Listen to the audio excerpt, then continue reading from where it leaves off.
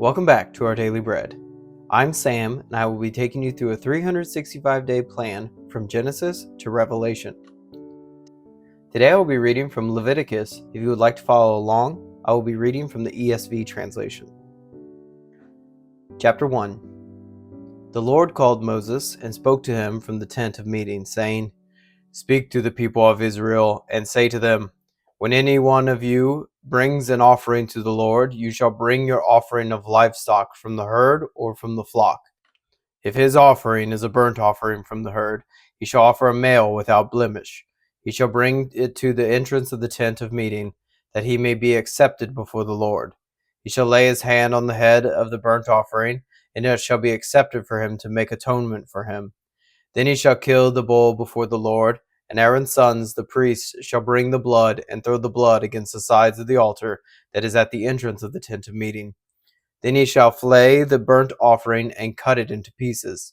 And the sons of Aaron, the priest, shall put fire on the altar and arrange wood on the fire. And Aaron's sons, the priests, shall arrange the pieces, the head and the fat, on the wood that is on the fire on the altar. But its entrails and its legs he shall wash with water. And the priest shall burn all of it on the altar as a burnt offering, a food offering with a pleasing aroma to the Lord. If his gift for a burnt offering is from the flock, from the sheep or goats, he shall bring a male without blemish, and he shall kill it on the north side of the altar before the Lord. And Aaron's sons, the priests, shall throw its blood against the side of the altar.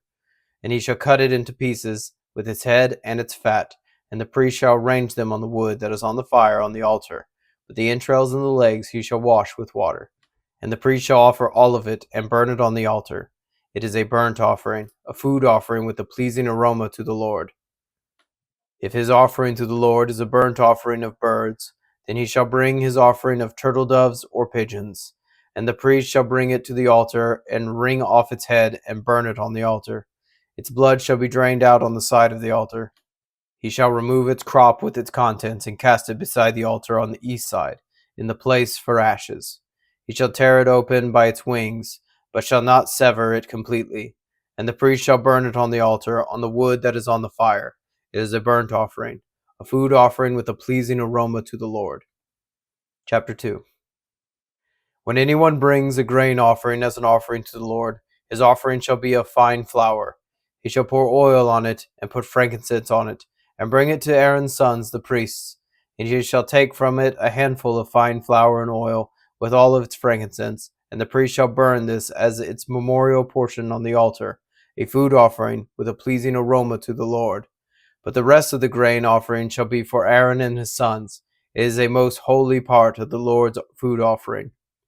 When you bring a grain offering baked in the oven as an offering, it should be unleavened loaves of fine flour mixed with oil, or unleavened wafers smeared with oil. And if your offering is a grain offering baked on a griddle, it shall be of fine flour unleavened mixed with oil. You shall break it into pieces and pour oil on it. It is a grain offering. And if your offering is a grain offering cooked in a pan, it shall be made of fine flour with oil. And you shall bring the grain offering that is made of these things to the Lord. And when it is presented to the priest, he shall bring it to the altar. And the priest shall take from the grain offering its memorial portion, and burn this on the altar, a food offering with a pleasing aroma to the Lord. But the rest of the grain offering shall be for Aaron and his sons. It is a most holy part of the Lord's food offerings. No grain offering that you bring to the Lord shall be made with leaven, for you shall burn no leaven nor any honey as a food offering to the Lord. As an offering of first fruits you may bring them to the Lord, but they shall not be offered on the altar for a pleasing aroma. You shall season all your grain offerings with salt. You shall not let the salt of the covenant with your God be missing from your grain offering. With all your offerings you shall offer salt. If you offer a grain offering of first fruits to the Lord, you shall offer the grain offering of your first fruits fresh ears, roasted with fire, crushed new grain. And you shall put oil on it, and lay frankincense on it. It is a grain offering. And the priest shall burn as its memorial portion some of the crushed grain, and some of the oil with all of its frankincense. It is a food offering to the Lord. Chapter 3. If his offering is a sacrifice of peace offering, if he offers an animal from the herd, male or female, he shall offer it without blemish before the Lord. And he shall lay his hand on the head of his offering, and kill it at the entrance of the tent of meeting. And Aaron's sons, the priests, shall throw the blood against the sides of the altar. And from the sacrifice of the peace offering as a food offering to the Lord, he shall offer the fat covering with the entrails, and all the fat that is on the entrails, and the 2 kidneys with the fat that is on them at the loins, and the long lobe of the liver that he shall remove with the kidneys. Then Aaron's son shall burn it on the altar on top of the burnt offering, which is on the wood on the fire. It is a food offering with a pleasing aroma to the Lord. If his offering for a sacrifice of peace offering to the Lord is an animal from the flock, male or female, he shall offer it without blemish. If he offers a lamb for his offering, then he shall offer it before the Lord, lay his hand on the head of his offering, and kill it in front of the tent of meeting. And Aaron's son shall throw its blood against the sides of the altar. Then from the sacrifice of the peace offering shall he offer as a food offering to the Lord its fat. He shall remove the whole fat tail, cut off close to the backbone, and the fat that covers the entrails, and all the fat that is on the entrails, and the 2 kidneys with the fat that is on them at the loins, and the long lobe of the liver that he shall remove with the kidneys. And the priest shall burn it on the altar as a food offering to the Lord. If his offering is a goat, then he shall offer it before the Lord, and lay his hand on its head, and kill it in front of the tent of meeting. And the sons of Aaron shall throw its blood against the sides of the altar. Then he shall offer from it as his offering for a food offering to the Lord, the fat covering the entrails, and all the fat that is on the entrails, and the 2 kidneys with the fat that is on them at the loins, and the long lobe of the liver that he shall remove with the kidneys. And the priest shall burn them on the altar as a food offering with a pleasing aroma. All fat is the Lord's. It shall be a statute forever throughout your generations, in all your dwelling places, that you eat neither fat nor blood. Chapter 4. And the Lord spoke to Moses, saying, Speak to the people of Israel, saying, If anyone sins unintentionally in any of the Lord's commandments about things not to be done, and does any one of them, if it is the anointed priest who sins, thus bringing guilt on the people, then he shall offer for the sin that he has committed a bull from the herd without blemish to the Lord for a sin offering. He shall bring the bull to the entrance of the tent of meeting before the Lord, and lay his hand on the head of the bull, and kill the bull before the Lord. And the anointed priest shall take of the blood of the bull, and bring it into the tent of meeting. And the priest shall dip his fingers in the blood, and sprinkle part of the blood 7 times before the Lord, in front of the veil of the sanctuary. And the priest shall put some of the blood on the horns of the altar of fragrant incense before the Lord, that is in the tent of meeting. And all the rest of the blood of the bull he shall pour out at the base of the altar of burnt offering, that is at the entrance of the tent of meeting. And all the fat of the bull of the sin offering that he shall remove from it, the fat that covers the entrails, and all the fat that is on the entrails, and the 2 kidneys with the fat that is on them at the loins, and the long lobe of the liver that he shall remove with the kidneys, just as these that are taken from the ox of the sacrifice of the peace offerings. And the priest shall burn them on the altar of burnt offering. But the skin of the bull, and all its flesh, with its head, its legs, its entrails, and its dung, all the rest of the bull he shall carry outside of the camp to a clean place, to the ash heap, and he shall burn it up on a fire of wood. On the ash heap it shall be burnt up. If the whole congregation of Israel sins unintentionally, and the thing is hidden from the eyes of the assembly, and they do any one of the things that by the Lord's commandments ought not to be done, and they realize their guilt, when the sin which they have committed becomes known, the assembly shall offer a bull from the herd for a sin offering, and bring it in front of the tent of meeting. And the elders of the congregation shall lay their hands on the head of the bull before the Lord, and the bull shall be killed before the Lord. Then the anointed priest shall bring some of the blood of the bull into the tent of meeting, and the priest shall dip his finger on the blood, and sprinkle it 7 times before the Lord in front of the veil. And he shall put some of the blood on the horns of the altar that is in the tent of meeting before the Lord, and the rest of the blood he shall pour out at the base of the altar of burnt offering that is at the entrance of the tent of meeting. And all its fat he shall take from it and burn on the altar. Thus shall he do with the bull, as he did with the bull for the sin offering, so shall he do with this. And the priest shall make atonement for them, and they shall be forgiven. And he shall carry the bull outside the camp, and burn it up as he burned the first bull. It is the sin offering for the assembly. When the leader sins, doing unintentionally any one of all the things that by the commandments of the Lord his God ought not to be done, and realizes his guilt, or the sin which he has committed is made known to him, he shall bring as his offering a goat, a male, without blemish, and lay his hand on the head of the goat, and kill it in the place where they kill the burnt offering before the Lord. It is a sin offering. Then the priest shall take some of the blood of the sin offering with his finger, and put it on the horns of the altar of burnt offering, and pour out the rest of its blood at the base of the altar of burnt offering. And all its fat he shall burn on the altar. like the fat of the sacrifice of peace offerings. So the priest shall make atonement for him for his sin, and he shall be forgiven. If any one of the common people sins unintentionally in doing any one of the things that by the Lord's commandments ought not to be done, and realizes his guilt, or the sin which he has committed is made known to him, he shall bring for his offering a goat, a female without blemish, for his sin which he has committed. And he shall lay his hand on the head of the sin offering, and kill the sin offering in the place of burnt offering. And the priest shall take some of its blood with his finger, and put it on the horns of the altar of burnt offering, and pour out all the rest of its blood at the base of the altar. And all its fat he shall remove, as the fat is removed from the peace offerings. And the priest shall burn it on the altar for a pleasing aroma to the Lord. And the priest shall make atonement for him, and he shall be forgiven. If he brings a lamb of his offering for a sin offering, he shall bring a female without blemish, and lay his hand on the head of the sin offering, and kill it for a sin offering in the place where they killed the burnt offering. Then the priest shall take some of the blood of the sin offering with his finger, and put it on the horns of the altar of burnt offering, and pour out all the rest of its blood at the base of the altar. And all its fat he shall remove, as the fat of the lamb is removed from the sacrifice of peace offerings. And the priest shall burn it on the altar, on top of the Lord's food offerings. And the priest shall make atonement for him for the sin which he has committed, and he shall be forgiven. Chapter 5. If anyone sins in that he hears a public adjuration to testify, and though he is a witness, whether he has seen or come to know the matter, yet does not speak, he shall bear his iniquity.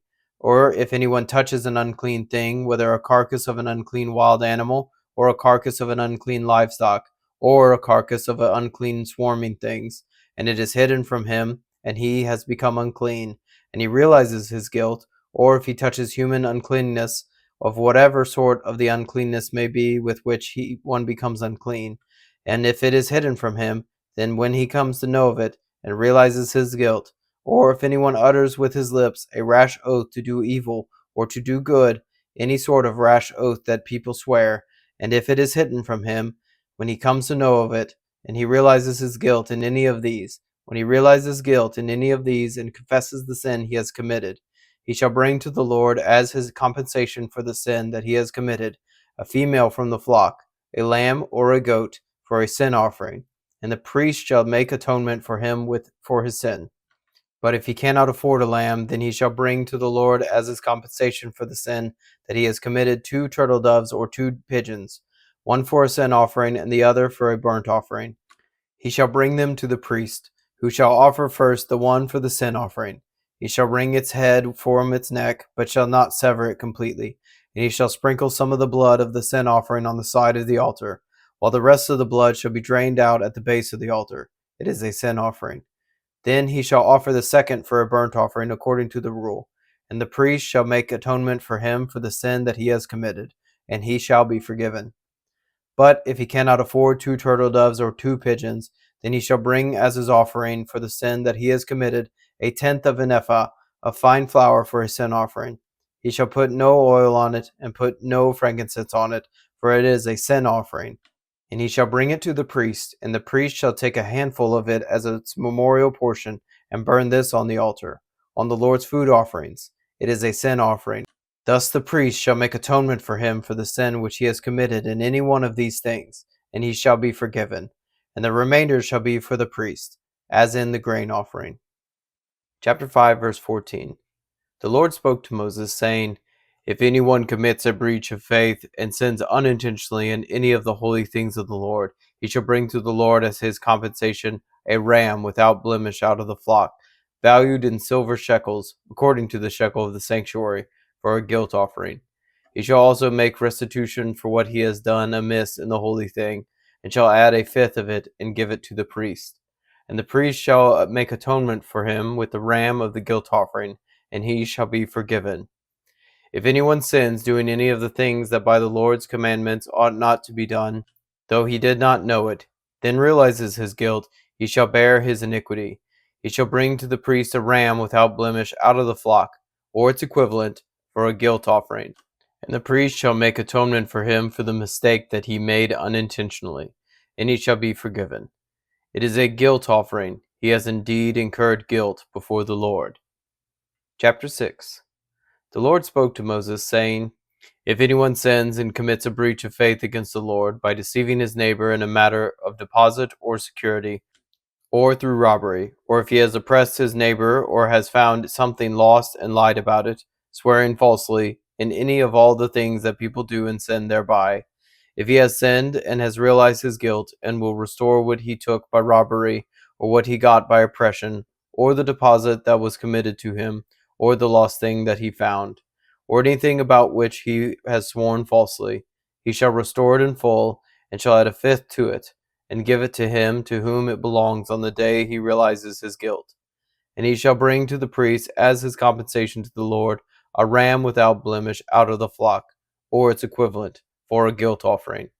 And the priest shall make atonement for him before the Lord, and he shall be forgiven for any of the things that one may do, and thereby become guilty. The Lord spoke to Moses, saying, Command Aaron and his sons, saying, This is the law of the burnt offering. The burnt offering shall be on the hearth on the altar all night until the morning, and the fire of the altar shall be kept burning on it. The priest shall put on his linen garment, and put his linen undergarment on his body, and he shall take up the ashes to which the fire has reduced the burnt offering on the altar, and put them beside the altar. Then he shall take off his garments, and put on other garments, and carry the ashes outside the camp to a clean place. The fire on the altar shall be kept burning on it, and it shall not go out. The priest shall burn wood on it every morning, and he shall arrange the burnt offering on it, and shall burn on it the fat of the peace offerings. Fire shall be kept burning on the altar continually, it shall not go out. And this is the law of the grain offering. The sons of Aaron shall offer it before the Lord in front of the altar, and one shall take from it a handful of the fine flour of the grain offering, and its oil, and all of the frankincense that is on the grain offering, and burn this as its memorial portion on the altar, a pleasing aroma to the Lord. And the rest of it Aaron and his sons shall eat. It shall be eaten unleavened in a holy place. In the court of the tent of meeting they shall eat it. It shall not be baked with leaven. I have given it as their portion of my food offerings. It is a thing most holy, like the sin offering and the guilt offering. Every male among the children of Aaron may eat of it, as decreed forever throughout your generations, from the Lord's food offerings. Whatever touches them shall become holy. The Lord spoke to Moses, saying, This is the offering that Aaron and his sons shall offer to the Lord in the day when he is anointed. A tenth of an ephah of fine flour as a regular grain offering, half of it in the morning and half in the evening. It shall be made with oil on a griddle.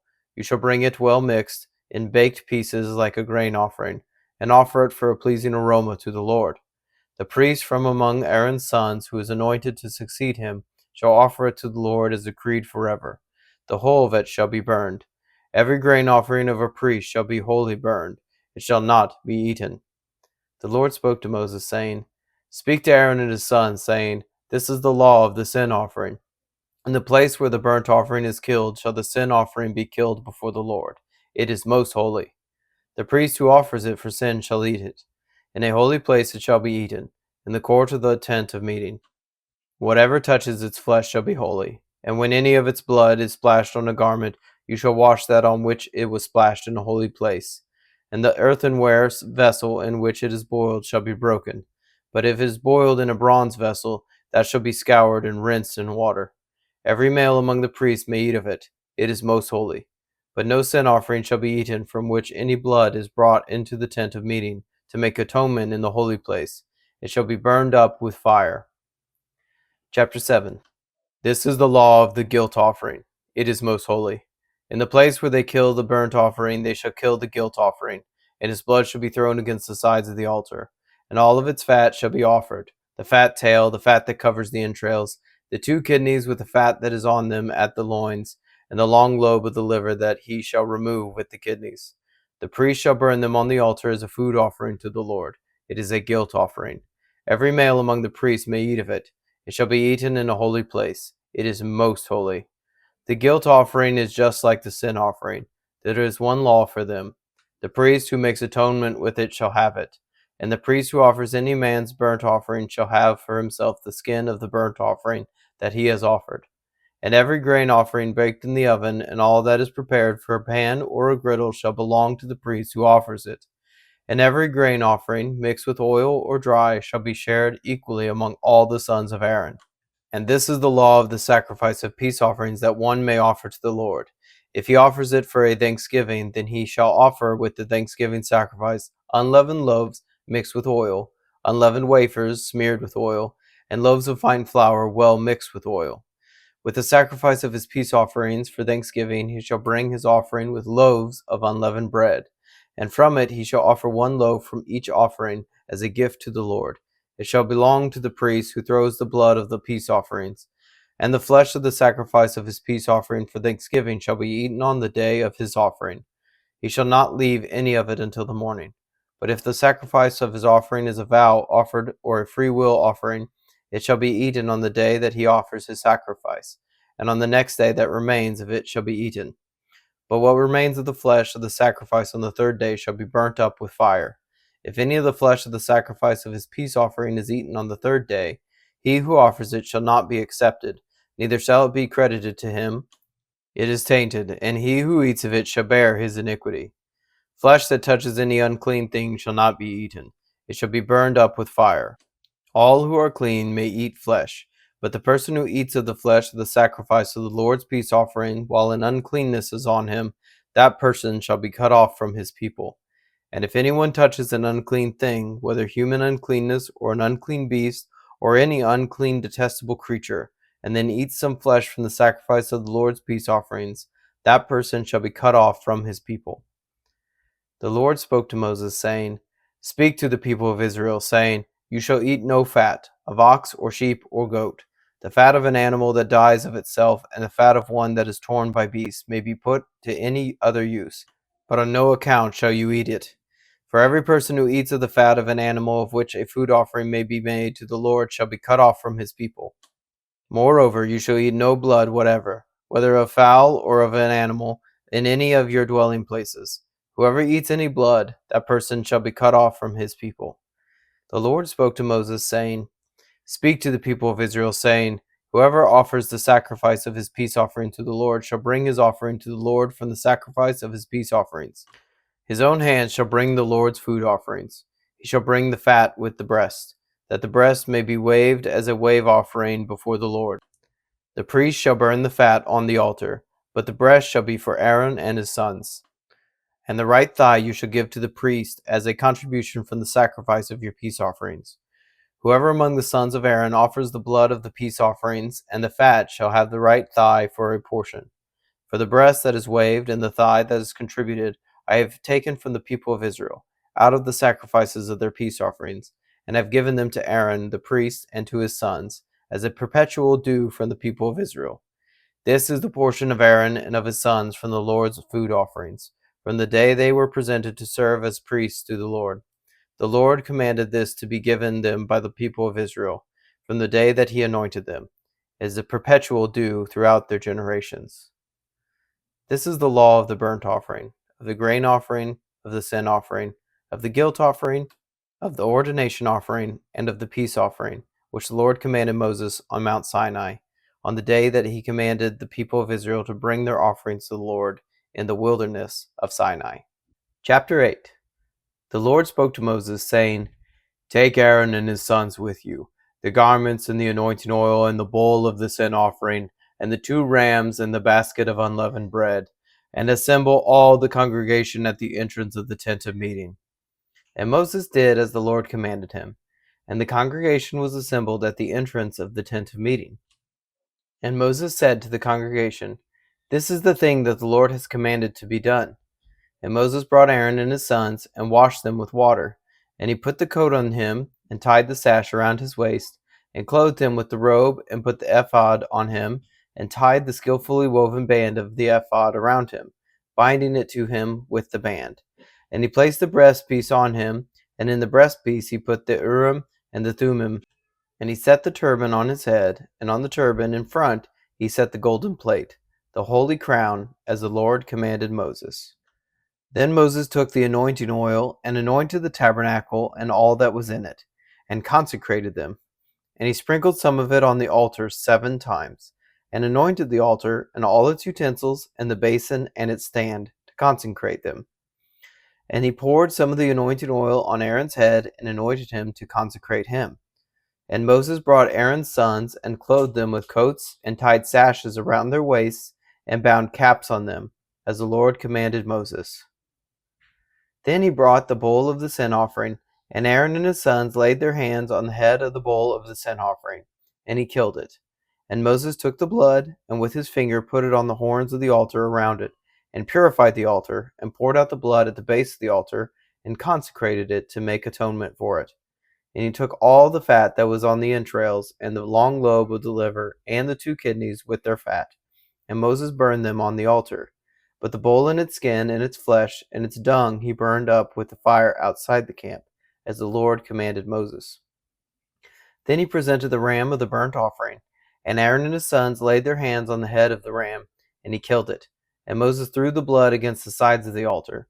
He cut the ram into pieces, and Moses burned the head and the pieces of the fat. He washed the entrails with the legs with the water, and Moses burned the whole ram on the altar.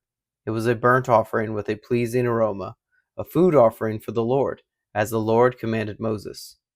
Then he presented the other ram, the ram of ordination, and Aaron and his sons laid their hands on the head of the ram, and he killed it.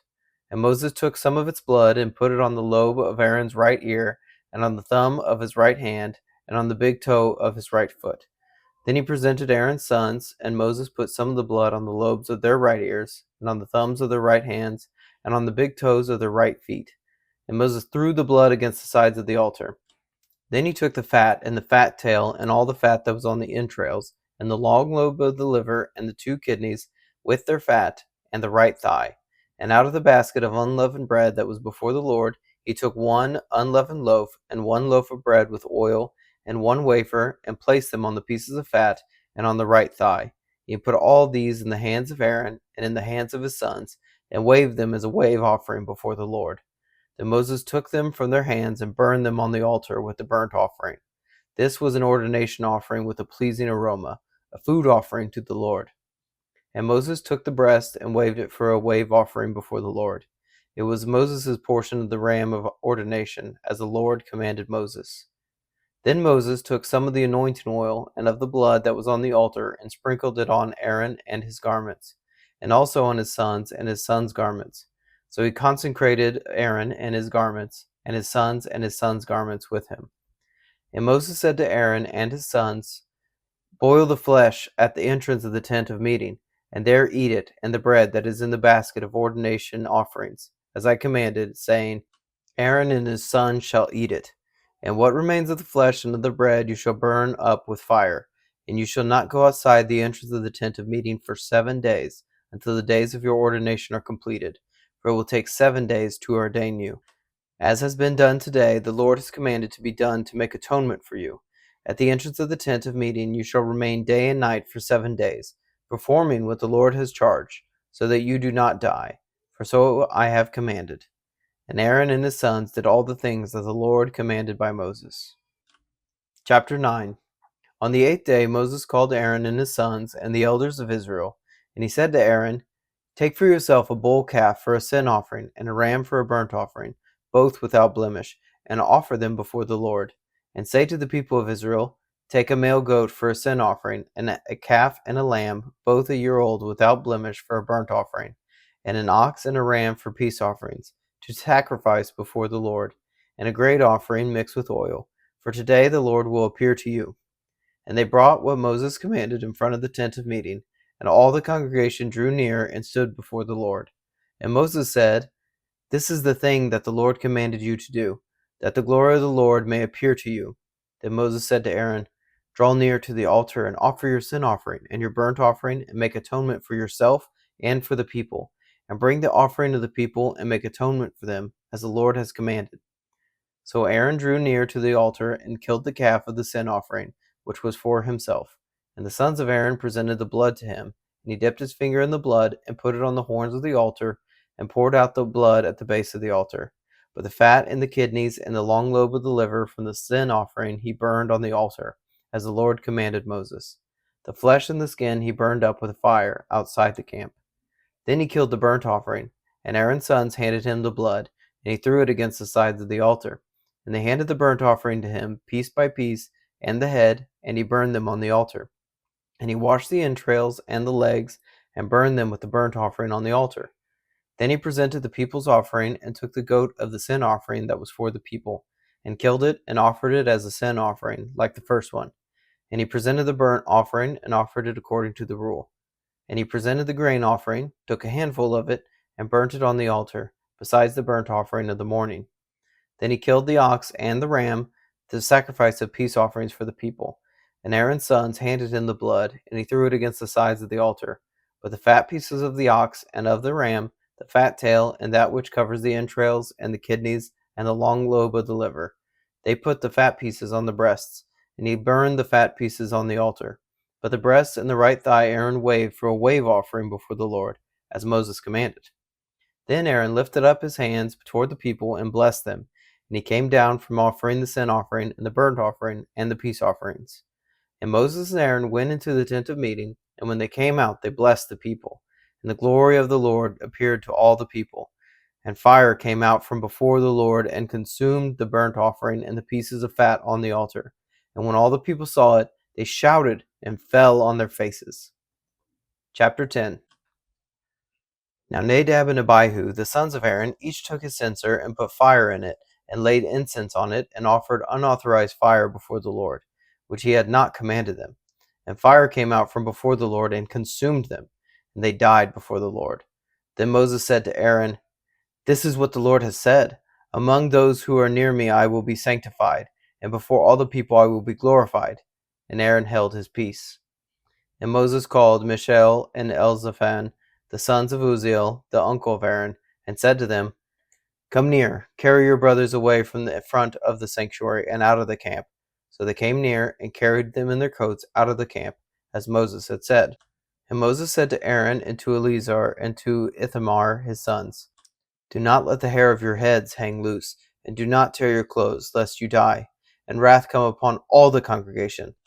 But let your brothers, the whole house of Israel, bewail the burning that the Lord has kindled. And do not go outside the entrance of the tent of meeting, lest you die. For the anointing oil of the Lord is upon you." And they did according to the word of Moses. And the Lord spoke to Aaron, saying, "Drink no wine or strong drink, you or your sons with you, when you go into the tent of meeting, lest you die. It shall be a statute forever throughout your generations. You are to distinguish between the holy and the common, and between the unclean and the clean. And you are to teach the people of Israel all the statutes that the Lord has spoken to them by Moses." Moses spoke to Aaron and to Eleazar and to Ithamar his surviving sons. "Take the grain offering that is left of the Lord's food offerings, and eat it unleavened besides the altar, for it is most holy. You shall eat it in a holy place, because it is your due and your son's due from the Lord's food offerings, for so I am commanded. But the breast that is waved and the thigh that is contributed you shall eat in a clean place, you and your sons and your daughters with you, for they are given as your due and your son's due from the sacrifices of the peace offerings of the people of Israel. The thigh that is contributed and the breast that is waved they shall bring with the food offerings of the fat pieces to wave for a wave offering before the Lord, and it shall be yours and your sons with you as a due forever, as the Lord has commanded." Now Moses diligently inquired about the goat of the sin offering, and behold, it was burnt up. And he was angry with Eleazar and Ithamar, the surviving sons of Aaron, saying, "Why have you not eaten the sin offering in the place of the sanctuary, since it is a thing most holy, and has been given to you that you may bear the iniquity of the congregation, to make atonement for them before the Lord? Behold, its blood was not brought into the innermost part of the sanctuary. You certainly ought to have eaten it in the sanctuary, as I commanded." And Aaron said to Moses, "Behold, today they have offered their sin offering and their burnt offering before the Lord, and yet such things as these have happened to me. If I had eaten the sin offering today, would the Lord have approved?" And when Moses heard that, he approved. Chapter 11. And the Lord spoke to Moses and Aaron, saying to them, "Speak to the people of Israel, saying, These are the living things that you may eat among all the animals that are on the earth. Whatever parts the hoof and is cloven-footed, and chews the cud, among the animals you may eat. Nevertheless, among those that chew the cud or part the hoof, you shall not eat these. The camel, because it chews the cud, but does not part the hoof, it's unclean to you. And the rock badger, because it chews the cud but does not part the hoof, is unclean to you. And the hare, because it chews the cud but does not part the hoof, is unclean to you. And the pig, because it parts the hoof and is cloven-footed but does not chew the cud, is unclean to you. You shall not eat any of their flesh, and you shall not touch their carcasses. They are unclean to you. These you may eat of all that are in the waters, everything in the waters that has fins and scales, whether in the seas or in the rivers, you may eat. But anything in the seas or the rivers that does not have fins and scales, of the swarming creatures in the waters, and of the living creatures that are in the waters, is detestable to you. You shall regard them as detestable. You shall not eat any of their flesh, and you shall detest their carcasses. Everything in the waters that does not have fins and scales is detestable to you. And these you shall detest among the birds. They shall not be eaten. They are detestable: the eagle, the bearded vulture, the black vulture, the kite, the falcon of any kind, every raven of any kind, the ostrich, the nighthawk, the seagull, the hawk of any kind, the little owl, the cormorant, the short-eared owl, the barn owl, the tawny owl, the carrion vulture, the stork, the heron of any kind, the hoopoe, and the bat. All winged insects that go on all fours are detestable to you. Yet among the winged insects that go on all fours, you may eat those that have jointed legs above their feet, with which to hop on the ground. Of them you may eat the locust of any kind, the bald locust of any kind, the cricket of any kind, and the grasshopper of any kind. But all other winged insects that have 4 feet are detestable to you. And by these you shall become unclean. Whoever touches their carcass shall be unclean until the evening, and whoever carries any part of their carcass shall wash their clothes and be unclean until the evening. Every animal that parts the hoof, but is not cloven-footed, or does not chew the cud, is unclean to you. Everyone who touches them shall be unclean. And all that walk on their paws, among the animals that go on all fours, are unclean to you. Whoever touches their carcass shall be unclean until the evening. And he who carries their carcass shall wash his clothes and be unclean until the evening. They are unclean to you. And these are unclean to among the swarming things that swarm on the ground: the mole rat, the mouse, the great lizard of any kind, the gecko, the monitor lizard, the sand lizard, and the chameleon. These are unclean to you among all that swarm. Whoever touches them when they are dead shall be unclean until the evening. And anything on which any of them falls when they are dead shall be unclean, whether it is an article of wood, or a garment, or a skin, or a sack, any article that is used for any purpose. It must be put into water, and it shall be unclean until the evening. Then it shall be clean. And if any of them falls into any earthenware vessel, all that is in it shall be unclean, and you shall break it. Any food in it that could be eaten, on which water comes, shall be unclean. And all drink that could be drunk from every such vessel shall be unclean. And everything on which any part of their carcass falls shall be unclean, whether oven or stove, it shall be broken in pieces. They are unclean, and shall remain unclean for you. Nevertheless, a spring or a cistern holding water shall be clean, but whoever touches a carcass in them shall be unclean. And if any part of their carcass falls upon any seed grain that is to be sown, it is clean. But if water is put on the seed, and any part of their carcass falls on it, it is unclean to you.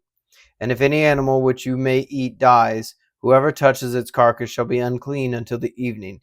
And whoever eats of its carcass shall wash his clothes and be unclean until the evening. And whoever carries the carcass shall wash his clothes and be unclean until the evening. Every swarming thing that swarms on the ground is detestable. It shall not be eaten. Whatever goes on its belly, and whatever goes on all fours, whatever has many feet, any swarming thing that swarms on the ground, you shall not eat, for they are detestable. You shall not make yourselves detestable with any swarming thing that swarms, and you shall not defile yourselves with them, and become unclean from them. For I am the Lord your God. Consecrate yourselves therefore, and be holy, for I am holy. You shall not defile yourselves with any swarming thing that crawls on the ground, for I am the Lord who brought you up out of the land of Egypt to be your God. You shall therefore be holy, for I am holy. This is the law about beast and bird, and every living thing that moves through the waters, and every creature that swarms on the ground, to make a distinction between the unclean and the clean, and between the living creature that may be eaten and the living creature that may not be eaten. Chapter 12.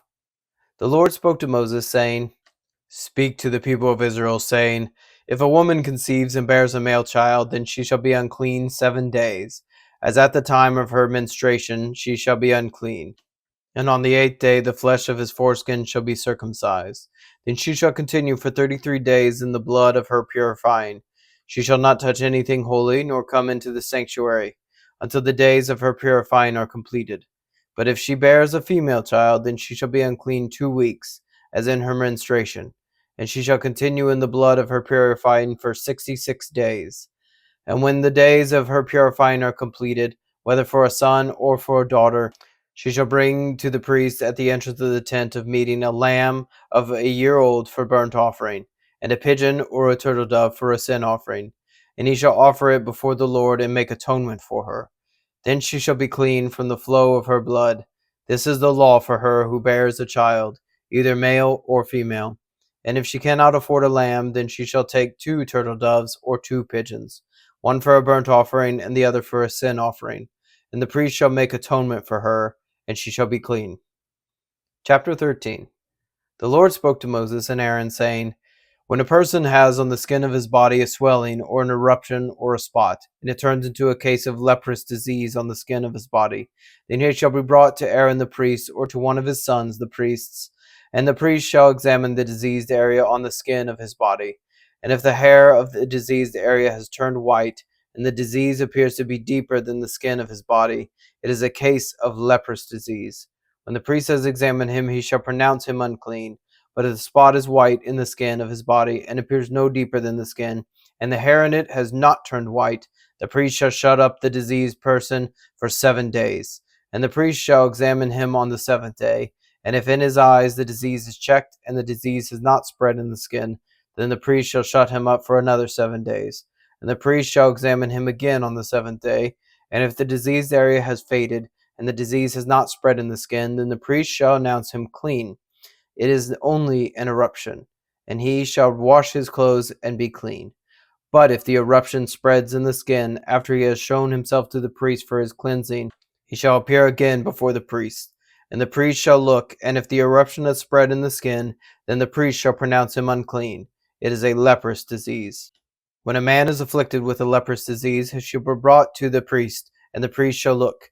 And if there is a white swelling in the skin that has turned the hair white, and there is raw flesh in the swelling, it is a chronic leprous disease in the skin of his body, and the priest shall pronounce him unclean. He shall not shut him up, for he is unclean. And if the leprous disease breaks out in the skin, so that the leprous disease covers all the skin of the diseased person, from head to foot, as so far as a priest can see, then the priest shall look, and if the leprous disease has covered all his body, he shall pronounce him clean of the disease. It has all turned white, and he is clean. But when raw flesh appears on him, he shall be unclean. And the priest shall examine the raw flesh and pronounce him unclean. Raw flesh is unclean, for it is a leprous disease. But if the raw flesh recovers and turns white again, then he shall come to the priest. And the priest shall examine him. And if the disease has turned white, then the priest shall pronounce the diseased person clean. He is clean. If there is in the skin of one's body a boil, and it heals, and in the place of the boil there comes a white swelling or a reddish-white spot, then it shall be shown to the priest. And the priest shall look, and if it appears deeper than the skin, and its hair has turned white, then the priest shall pronounce him unclean. It is a case of leprous disease that is broken out in the boil. But if the priest examines it, and there is no white hair in it, and it is not deeper than the skin, but has faded, then the priest shall shut him up for 7 days. And if it spreads in the skin, then the priest shall pronounce him unclean. It is a disease. But if the spot remains in one place and does not spread, it is the scar of the boil, and the priest shall pronounce him clean. Or when the body has a burn on its skin, and the raw flesh of the burn becomes a spot, reddish white or white, the priest shall examine it. And if the hair in the spot has turned white, and appears deeper than the skin, then it is a leprous disease. It has broken out in the burn, and the priest shall pronounce him unclean. It is a case of leprous disease. But if the priest examines it, and there is no white hair in the spot, and it is no deeper than the skin, but has faded, the priest shall shut him up 7 days. And the priest shall examine him the 7th day.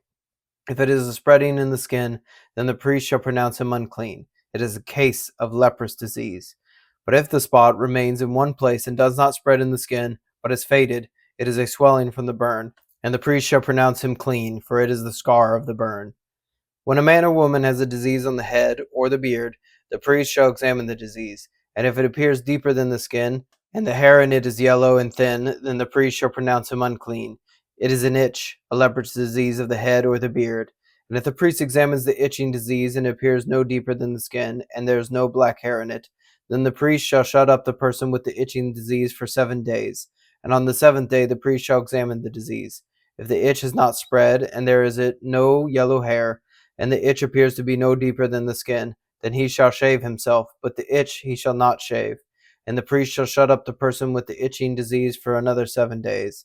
And on the seventh day the priest shall examine the itch, and if the itch has not spread in the skin, and it appears to be no deeper than the skin, then the priest shall pronounce him clean. And he shall wash his clothes and be clean. But if the itch spreads on the skin after his cleansing, then the priest shall examine him. And if the itch has spread in the skin, the priest need not seek for the yellow hair, he is unclean. But if in his eyes the itch is unchanged, and black hair has grown in it, the itch is healed and is clean, and the priest shall pronounce him clean. When a man or woman has spots on the skin of the body, white spots, the priest shall look, and if the spots on the skin of the body are a dull white, it is leukoderma that is broken out in the skin. He is clean. If a man's hair falls out from his head, he is bald, he is clean. And if a man's hair falls out from his forehead, he has baldness of the forehead, he is clean. But if there is on the bald head or the bald forehead a reddish white diseased area, it is a leprous disease breaking out on his bald head or his bald forehead. Then the priest shall examine him. And if the disease swelling is reddish white on his bald head or on his bald forehead, like the appearance of leprous disease on the skin of the body, he is a leprous man, he is unclean. The priest must pronounce him unclean, his disease is on his head. The leprous person who has the disease shall wear torn clothes and let the hair of his head hang loose. And he shall cover his upper lip and cry out, Unclean, unclean. He shall remain unclean as long as he has the disease. He is unclean. He shall live alone. His dwelling shall be outside the camp.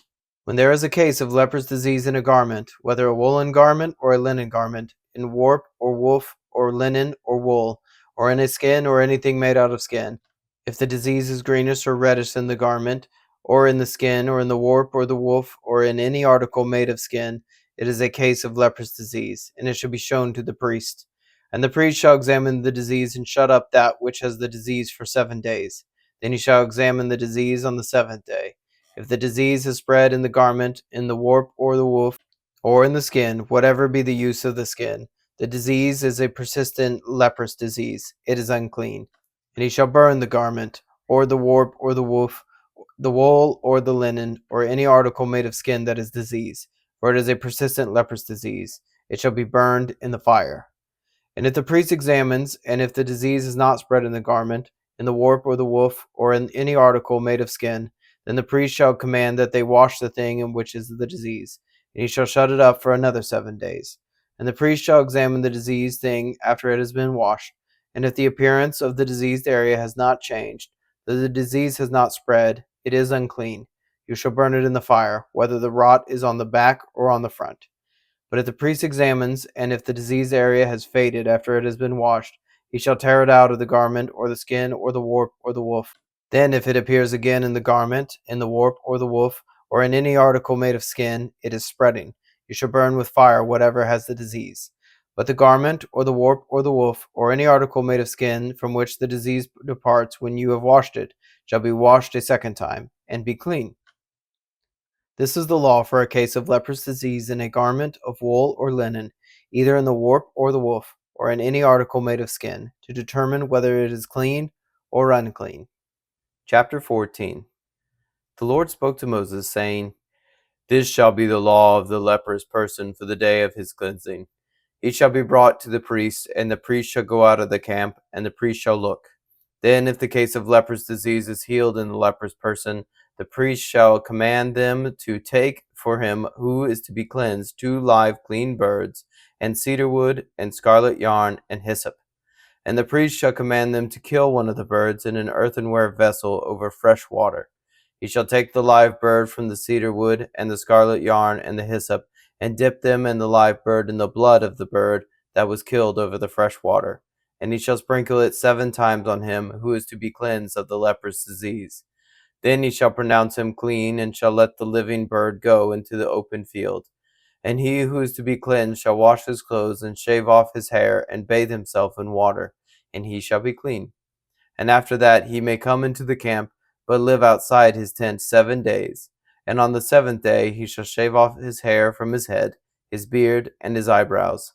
He shall shave off all his hair, and then he shall wash his clothes and bathe his body in water, and he shall be clean. And on the 8th day he shall take 2 male lambs without blemish, and 1 ewe lamb a year old without blemish, and a grain offering of 3/10 of an ephah of fine flour mixed with oil, and 1 log of oil. And the priest who cleanses him shall set the man who is to be cleansed and these things before the Lord, at the entrance of the tent of meeting.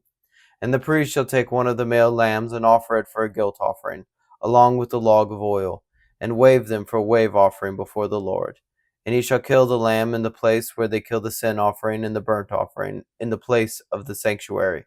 For the guilt offering, like the sin offering, belongs to the priest. It is most holy. The priest shall take some of the blood of the guilt offering, and the priest shall put it in the lobe of the right ear of him who is to be cleansed, and on the thumb of his right hand, and on the big toe of his right foot. Then the priest shall take some of the log of oil, and pour it into the palm of his own left hand, and dip his right finger in the oil that is in the left hand, and sprinkle some oil with his finger 7 times before the Lord. And some of the oil that remains in his right hand the priest shall put on the lobe of his right ear of him who is to be cleansed, and on the thumb of his right hand, and on the big toe of his right foot, on top of the blood of the guilt offering. And the rest of the oil that is in the priest's hand he shall put on the head of him who is to be cleansed. Then the priest shall make atonement for him before the Lord. The priest shall offer the sin offering to make atonement for him who is to be cleansed from his uncleanness. And afterward he shall kill the burnt offering. And the priest shall offer the burnt offering and grain offering on the altar. Thus the priest shall make atonement for him, and he shall be clean. But if he is poor, and cannot afford so much, then he shall take 1 male lamb for a guilt offering to be waved, to make atonement for him, and 1/10 of an ephah of fine flour mixed with oil for a grain offering, and a log of oil. Also 2 turtle doves or 2 pigeons, whichever he can afford. The one shall be a sin offering, and the other a burnt offering. And on the 8th day he shall bring them for his cleansing to the priest, to the entrance of the tent of meeting, before the Lord. And the priest shall take the lamb of the guilt offering and the log of oil, and the priest shall wave them for a wave offering before the Lord. And he shall kill the lamb of the guilt offering. And the priest shall take some of the blood of the guilt offering, and put it on the lobe of the right ear of him who is to be cleansed, and on the thumb of his right hand, and on the big toe of his right foot. And the priest shall pour some of the oil into the palm of his own left hand, and shall sprinkle with his right finger some of the oil that is in his left hand 7 times before the Lord. And the priest shall put some of the oil that is in his hand on the lobe of the right ear of him who is to be cleansed, and on the thumb of his right hand, and on the big toe of his right foot, in the place where the blood of the guilt offering was put. And the rest of the oil that is in the priest's hand he shall put on the head of him who is to be cleansed, to make atonement for him before the Lord. And he shall offer of the 2 turtle doves or pigeons, whichever he can afford, 1 for a sin offering, and the other for a burnt offering, along with a grain offering. And the priest shall make atonement before the Lord for him who is to be cleansed. This is the law for him in whom is a case of leprous disease, who cannot afford the offerings for his cleansing. The Lord spoke to Moses and Aaron, saying, When you come into the land of Canaan, which I give you for a possession, and I put a case of leprous disease in a house in the land of your possession, then he who owns the house shall come and tell the priest, There seems to me to be some case of disease in my house. Then the priest shall command that they empty the house before the priest goes to examine the disease, lest all that is in the house be declared unclean. And afterward the priest shall go in to see the house, and he shall examine the disease. And if the disease is in the walls of the house with greenish or reddish spots, and if it appears to be deeper than the surface, then the priest shall go out of the house to the door of the house, and shut up the house 7 days. And if the priest shall come again on the 7th day and look, if the disease has spread in the walls of the house, Then the priest shall command that they take out the stones in which is the disease, and throw them into an unclean place outside the city. And he shall have the inside of the house scraped all around, and the plaster that they scrape off they shall pour out in an unclean place outside the city. Then they shall take other stones and put them in the place of those stones, and they shall take other plaster and plaster the house. If the disease breaks out again in the house, after he has taken out the stones and scraped the house and plastered it, then the priest shall go and look. And if the disease is spread in the house, it is a persistent leprous disease in the house. It is unclean. And he shall break down the house, its stones and timber, and all the plaster of the house, and he shall carry them out of the city to an unclean place. Moreover, whoever enters the house while it is shut up shall be unclean until the evening. Whoever sleeps in the house shall wash his clothes, and whoever eats in the house shall wash his clothes. But if the priest comes and looks, and if the disease is not spread in the house after the house was plastered, then the priest shall pronounce the house clean, for the disease is healed. For the cleansing of the house he shall take 2 small birds with cedar wood and scarlet yarn and hyssop, and shall kill one of the birds in an earthenware vessel over fresh water. I shall take the cedar wood and the hyssop and the scarlet yarn along with the live bird, and dip them in the blood of the bird that was killed, and in the fresh water, and sprinkle the house 7 times. Thus he shall cleanse the house with the blood of the bird, and with the fresh water and the live bird, and with the cedar wood and hyssop and scarlet yarn. And he shall let the live bird go out of the city into the open country. So he shall make atonement for the house, and it shall be clean. This is the law for any case of leprous disease. For an itch, for leprous disease is in a garment or in a house, and for a swelling or an eruption or a spot, to show when it is unclean and when it is clean. This is the law for leprous disease. Chapter 15. The Lord spoke to Moses and Aaron, saying, Speak to the people of Israel and say to them, When any man has a discharge from his body, his discharge is unclean. And this is the law of his uncleanness for a discharge, whether his body runs with his discharge or his body is blocked up by his discharge. It is his uncleanness. Every bed on which the one with the discharge lies shall be unclean, and everything on which he sits shall be unclean. And anyone who touches his bed shall wash his clothes and bathe himself in water, and be unclean until the evening. And whoever sits on anything on which the one with the discharge has sat shall wash his clothes and bathe himself in water, and be unclean until the evening. And whoever touches the body of the one with the discharge shall wash his clothes and bathe himself in water, and be unclean until the evening. And if the one with the discharge spits on someone who is clean, then he shall wash his clothes and bathe himself in water, and be unclean until the evening. And any saddle on which the one with the discharge rides shall be unclean. And whoever touches anything that was under him shall be unclean until the evening. And whoever carries such things shall wash his clothes and bathe himself in water, and be unclean until the evening. Anyone whom the one with the discharge touches without having rinsed his hands in water shall wash his clothes and bathe himself in water, and be unclean until the evening. And an earthenware vessel that the one with the discharge touches shall be broken, and every vessel of wood shall be rinsed in water. And when the one with the discharge is cleansed of his discharge, then he shall count for himself 7 days for his cleansing, and wash his clothes. And he shall bathe his body in fresh water, and shall be clean.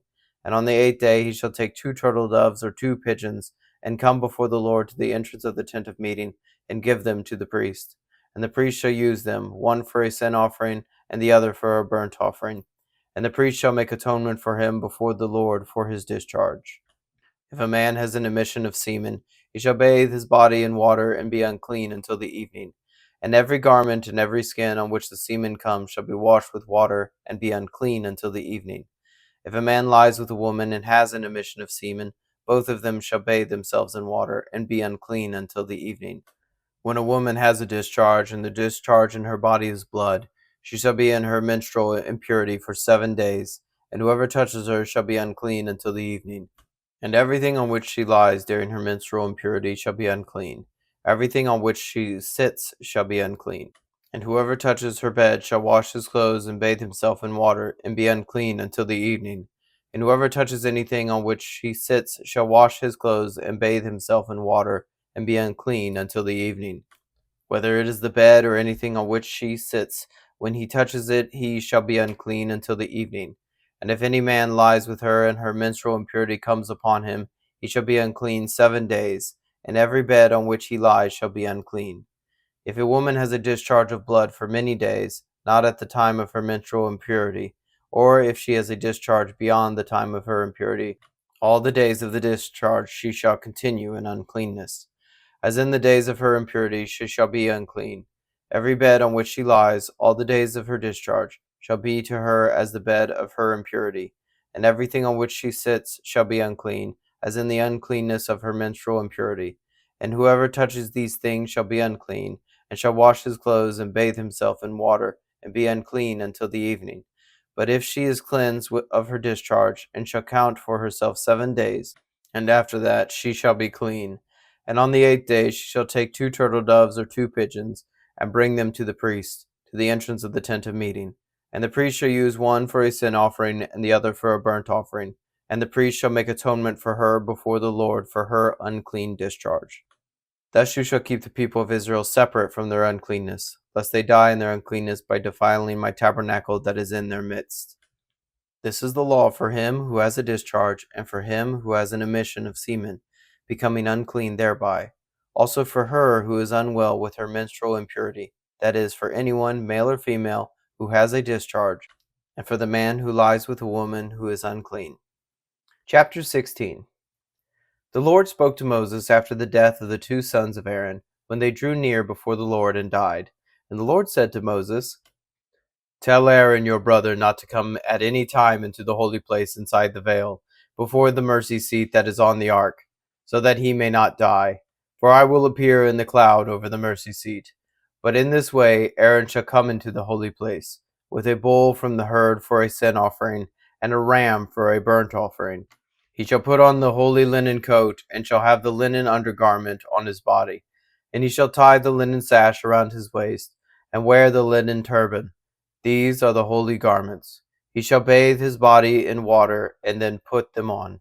And he shall take from the congregation of the people of Israel 2 male goats for a sin offering, and 1 ram for a burnt offering. Aaron shall offer the bull as a sin offering for himself, and shall make atonement for himself and for his house. Then he shall take the 2 goats and set them before the Lord at the entrance of the tent of meeting. And Aaron shall cast lots over the 2 goats, one lot for the Lord, and the other lot for Azazel. And Aaron shall present the goat on which the lot fell for the Lord, and use it as a sin offering. But the goat on which the lot fell for Azazel shall be presented alive before the Lord to make atonement over it, that it may be sent away into the wilderness of Azazel.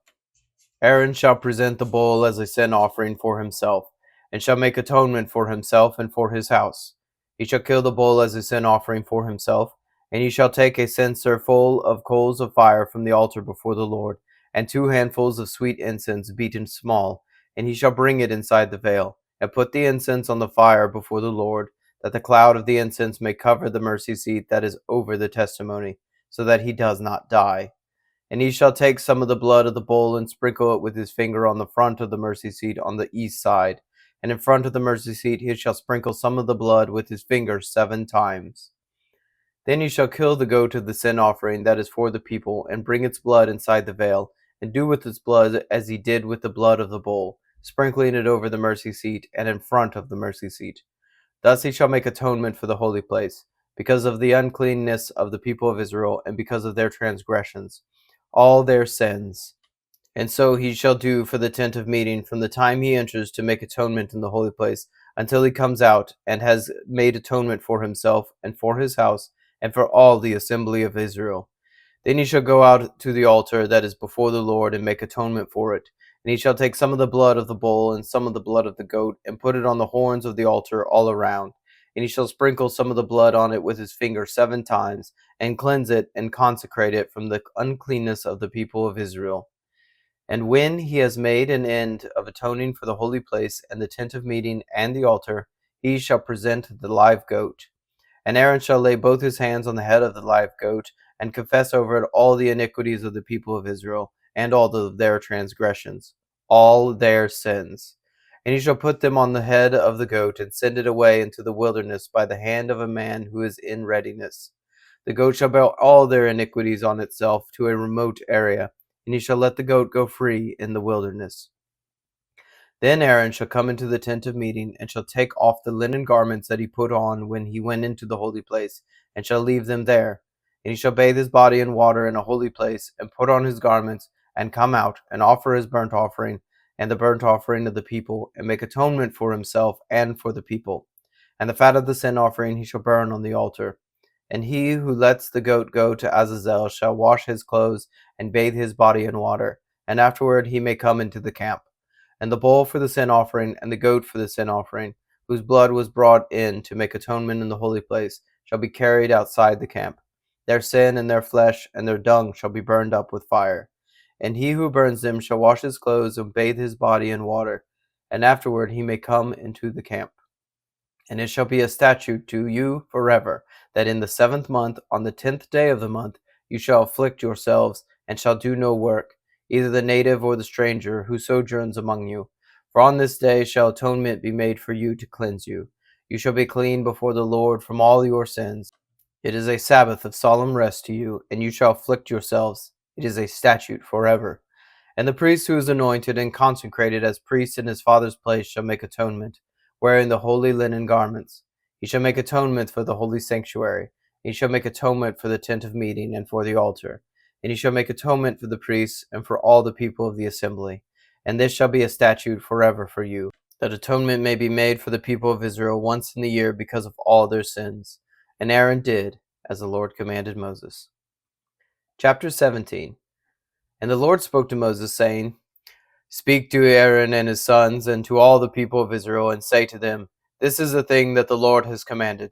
If any one of the house of Israel kills an ox or a lamb or a goat in the camp, or kills it outside the camp, and does not bring it to the entrance of the tent of meeting to offer it as a gift to the Lord in front of the tabernacle of the Lord, blood guilt shall be imputed to that man.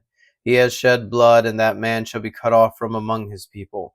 This is to the end that the people of Israel may bring their sacrifices that they sacrifice in the open field, that they may bring them to the Lord, to the priests at the entrance of the tent of meeting, and sacrifice them as sacrifices of peace offerings to the Lord.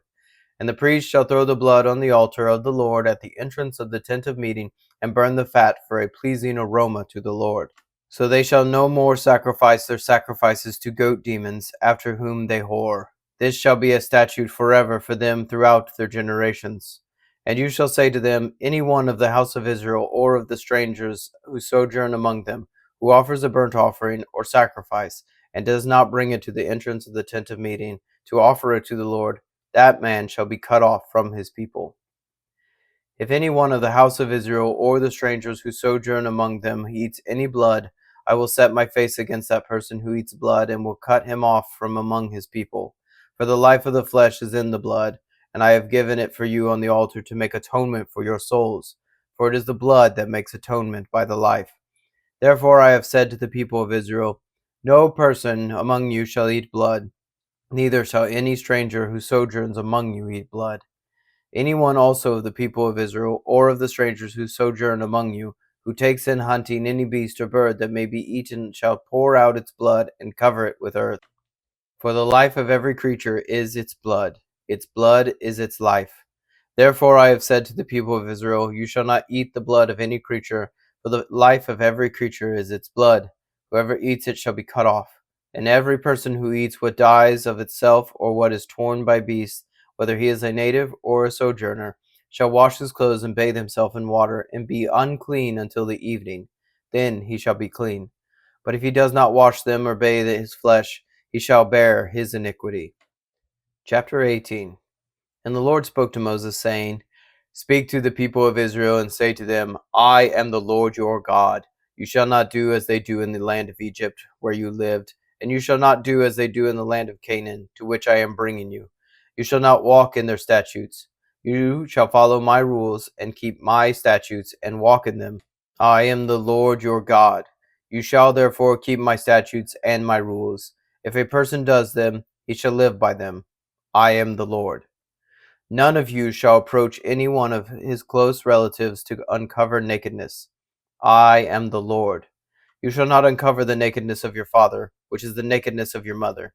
She is your mother. You shall not uncover her nakedness. You shall not uncover the nakedness of your father's wife. It is your father's nakedness. You shall not uncover the nakedness of your sister, your father's daughter, or your mother's daughter, whether brought up in the family or in another home. You shall not uncover the nakedness of your son's daughter or of your daughter's daughter, for their nakedness is your own nakedness. You shall not uncover the nakedness of your father's wife's daughter, brought up in your father's family, since she is your sister. You shall not uncover the nakedness of your father's sister. She is your father's relative. You shall not uncover the nakedness of your mother's sister, for she is your mother's relative. You shall not uncover the nakedness of your father's brother. That is, you shall not approach his wife. She is your aunt. You shall not uncover the nakedness of your daughter-in-law. She is your son's wife. You shall not uncover her nakedness. You shall not uncover the nakedness of your brother's wife. It is your brother's nakedness. You shall not uncover the nakedness of a woman and of her daughter, and you shall not take her son's daughter or her daughter's daughter to uncover her nakedness. They are relatives. It is depravity. And you shall not take a woman as a rival wife to her sister, uncovering her nakedness while her sister is still alive. You shall not approach a woman to uncover her nakedness while she is in her menstrual uncleanness. And you shall not lie sexually with your neighbor's wife, and so make yourself unclean with her.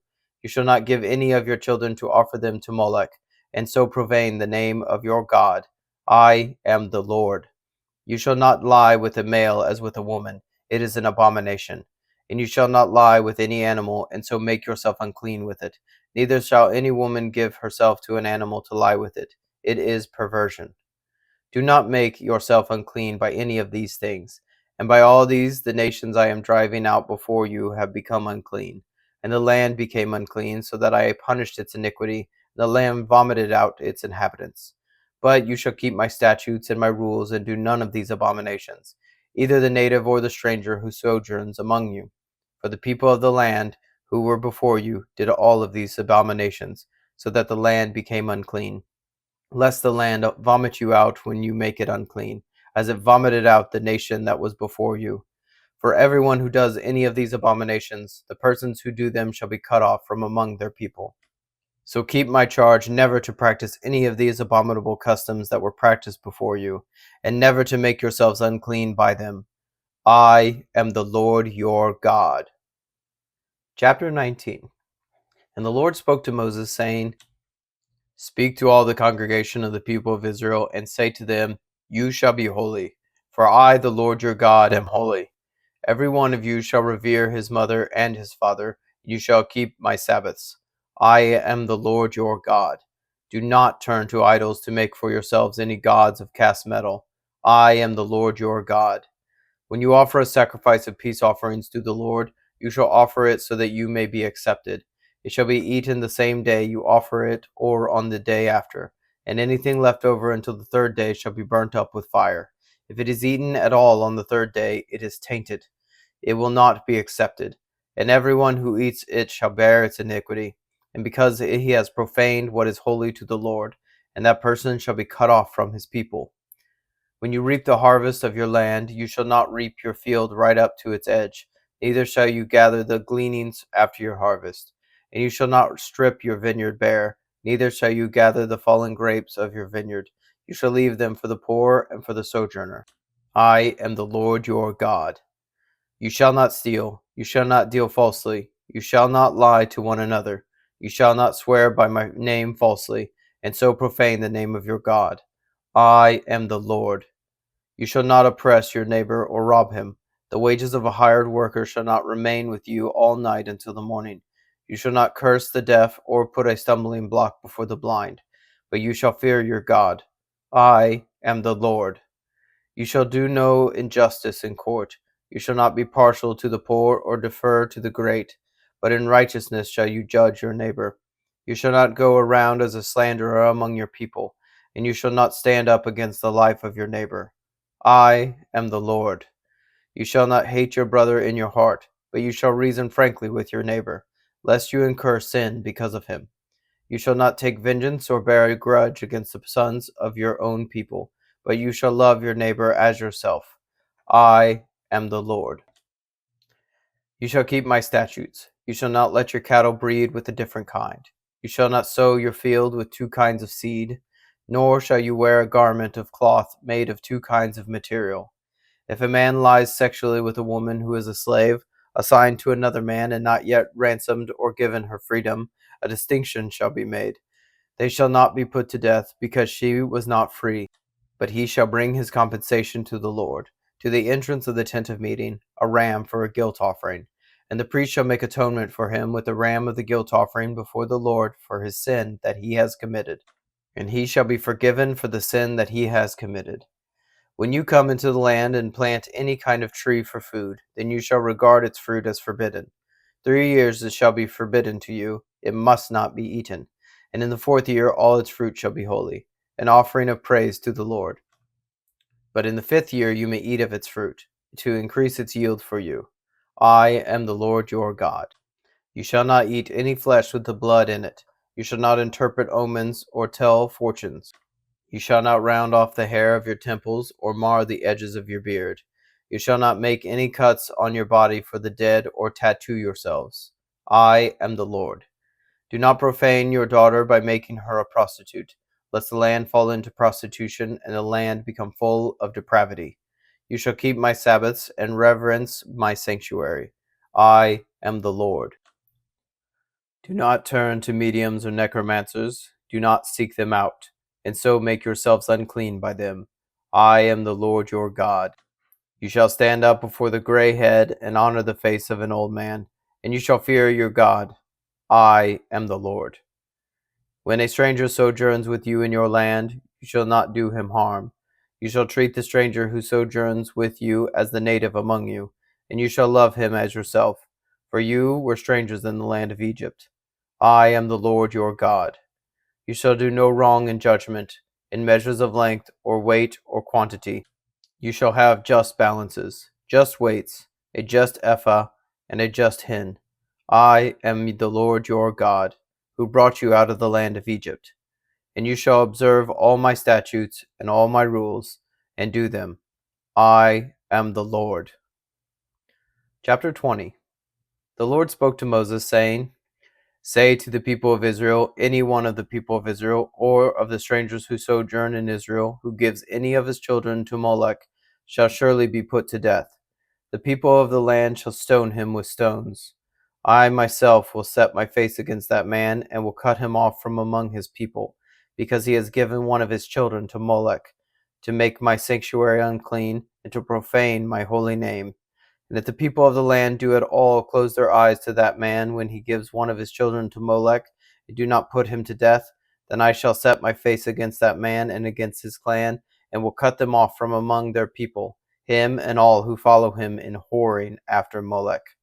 If a person turns to mediums and necromancers, whoring after them, I will set my face against that person, and will cut him off from among his people. Consecrate yourself, therefore, and be holy, for I am the Lord your God. Keep my statutes and do them. I am the Lord who sanctifies you. For anyone who curses his father or his mother shall surely be put to death. He has cursed his father or his mother. His blood is upon him. If a man commits adultery with the wife of his neighbor, both the adulterer and the adulteress shall surely be put to death. If a man lies with his father's wife, he has uncovered his father's nakedness. Both of them shall surely be put to death. Their blood is upon them. If a man lies with his daughter-in-law, both of them shall surely be put to death. Their blood is upon them. If a man takes a woman and her mother also, it is depravity. He and they shall be burned with fire, that there may be no depravity among you. If a man lies with an animal, he shall surely be put to death, and you shall kill the animal. If a woman approaches any animal and lies with it, you shall kill the woman and the animal. They shall surely be put to death. Their blood is upon them. If a man takes his sister, a daughter of his father or a daughter of his mother, and sees her nakedness, and she sees his nakedness, it is a disgrace, and they shall be cut off in the sight of the children of their people. He has uncovered his sister's nakedness, and he shall bear his iniquity. If a man lies with a woman during her menstrual period and uncovers her nakedness, he has made naked her fountain, and she has uncovered the fountain of her blood. Both of them shall be cut off from among their people. You shall not uncover the nakedness of your mother's sister or of your father's sister, for that is to make naked one's relative. They shall bear their iniquity. If a man lies with his uncle's wife, he has uncovered his uncle's nakedness. They shall bear their sin. They shall die childless. If a man takes his brother's wife, it is impurity. He has uncovered his brother's nakedness. they shall be childless. You shall therefore keep all my statutes and all my rules, and do them, that the land where I am bringing you to live may not vomit you out. And you shall not walk in the customs of the nation that I am driving out before you, for they did all these things, and therefore I detested them. But I have said to you, you shall inherit their land, and I will give it to you to possess, a land flowing with milk and honey. I am the Lord your God, who has separated you from the peoples. You shall therefore separate the clean beast from the unclean, and the unclean bird from the clean. You shall not make yourselves detestable by the beast, or by bird, or by anything with which the ground crawls, which I have set apart for you to hold unclean. You shall be holy to me, for I, the Lord, am holy, and have separated you from the peoples, that you should be mine. A man or a woman who is a medium or necromancer shall surely be put to death. They shall be stoned with stones. Their blood shall be upon them. Chapter 21. Speak to the priests, the sons of Aaron, and say to them, no one shall make himself unclean for the dead among his people, except for his closest relatives, his mother, his father, his son, his daughter, his brother, or his virgin sister, who is near to him because she has had no husband. For her he may make himself unclean. He shall not make himself unclean as a husband among his people, and so profane himself. They shall not make bald patches on their heads, nor shave off the edges of their beards, nor make any cuts on their body. They shall be holy to their God, and not profane the name of their God. For they offer the Lord's food offerings, the bread of their God. Therefore they shall be holy. They shall not marry a prostitute, or a woman who has been defiled. Neither shall they marry a woman divorced from her husband, for the priest is holy to his God. You shall sanctify him, for he offers the bread of your God. He shall be holy to you, for I, the Lord, who sanctify you, am holy. And the daughter of any priest, if she profanes herself by whoring, profanes her father, she shall be burned with fire. The priest who is chief among his brothers, on whose head the anointing oil is poured, and who has been consecrated to wear the garments, shall not let the hair of his head hang loose, nor tear his clothes. He shall not go in to any dead bodies, nor make himself unclean, even for his father or for his mother. He shall not go out of the sanctuary, lest he profane the sanctuary of his God. For the consecration of the anointing oil of his God is on him. I am the Lord. And he shall take a wife in her virginity, a widow or a divorced woman, or a woman who has been defiled, or a prostitute. These he shall not marry. But he shall take it as his wife a virgin of his own people, that he may not profane his offspring among his people. For I am the Lord who sanctifies him. And the Lord spoke to Moses, saying, speak to Aaron, saying, none of your offspring throughout their generations who has a blemish may approach to offer the bread of his God. For no one who has a blemish shall draw near, a man blind or lame, or one who has mutilated face or a limb too long, or a man who has an injured foot or an injured hand, or a hunchback or a dwarf, or a man with a defect in his sight, or an itching disease, or scabs, or crushed testicles. No man of the offspring of Aaron the priest who has a blemish shall come near to offer the Lord's food offerings. Since he has a blemish, he shall not come near to offer the bread of his God.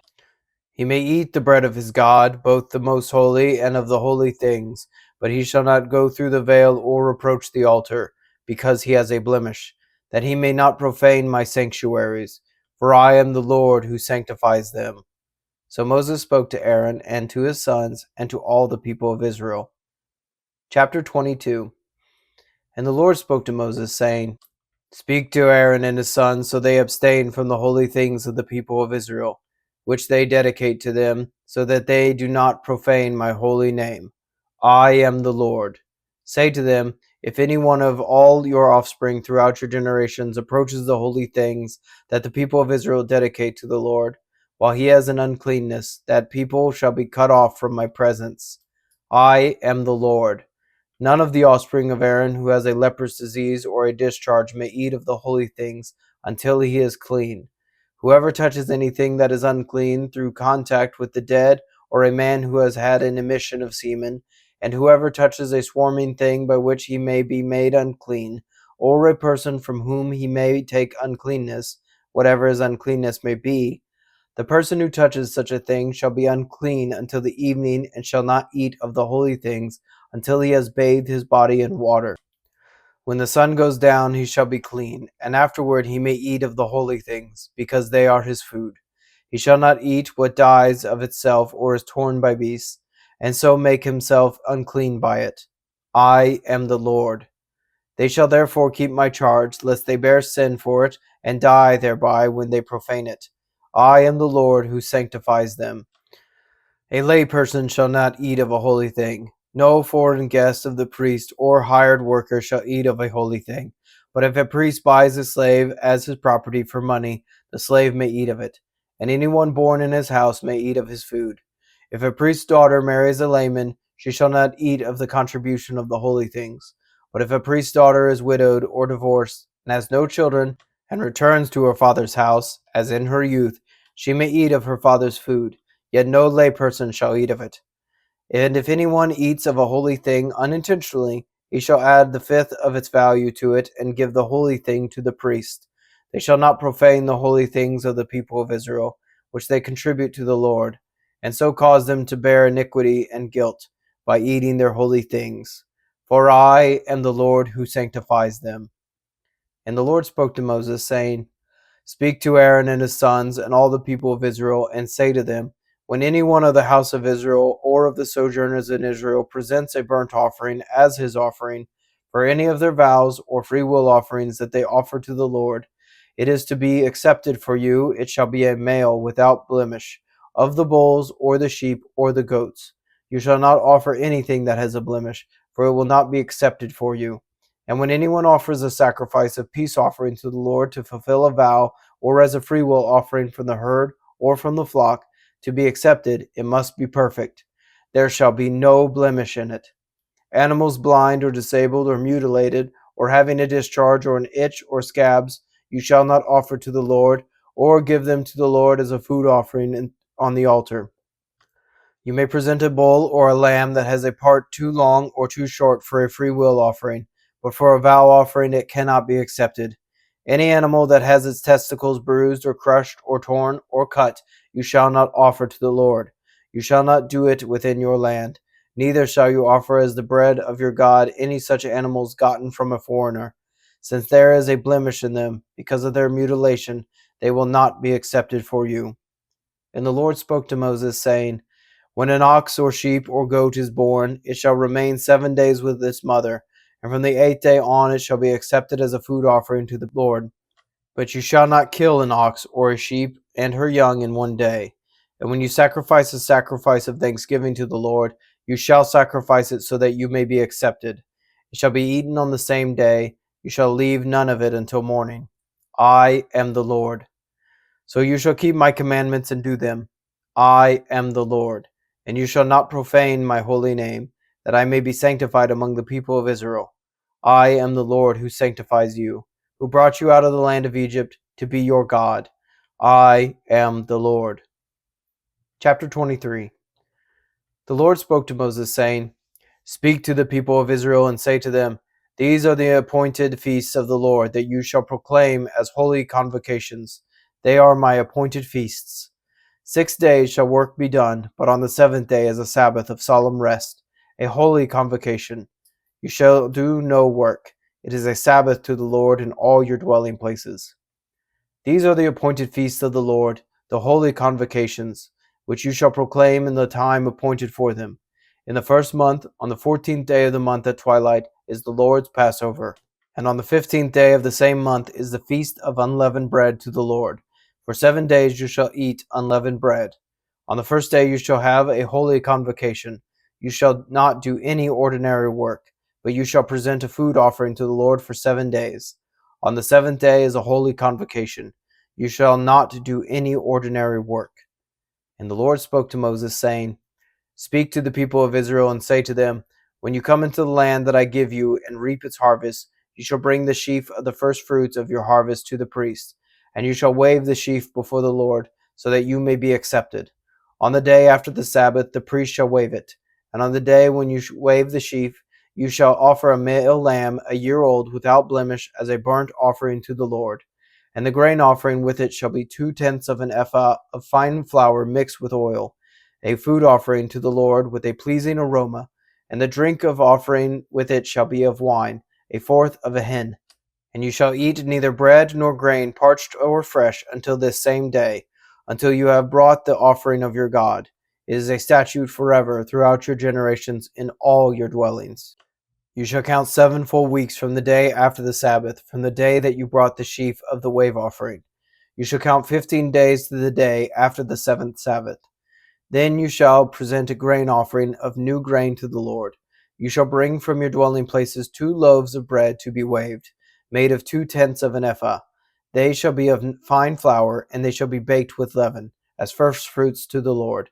And you shall present with the bread 7 lambs a year old without blemish, and 1 bull from the herd, and 2 rams. They shall be a burnt offering to the Lord, with their grain offering and their drink offerings, a food offering with a pleasing aroma to the Lord. And you shall offer 1 male goat for a sin offering, and 2 male lambs a year old as a sacrifice of peace offerings. And the priest shall wave them with the bread of the first fruits as a wave offering before the Lord, with the 2 lambs. They shall be holy to the Lord for the priest, and you shall make a proclamation on the same day. You shall hold a holy convocation. You shall not do any ordinary work. It is a statute forever in all your dwelling places throughout your generations. And when you reap the harvest of your land, you shall not reap your field right up to its edge, nor shall you gather the gleanings after your harvest. You shall leave them for the poor and for the sojourner. I am the Lord your God. And the Lord spoke to Moses, saying, Speak to the people of Israel, saying, In the 7th month, on the first day of the month, you shall observe a day of solemn rest, a memorial proclamation with blast of trumpets, a holy convocation.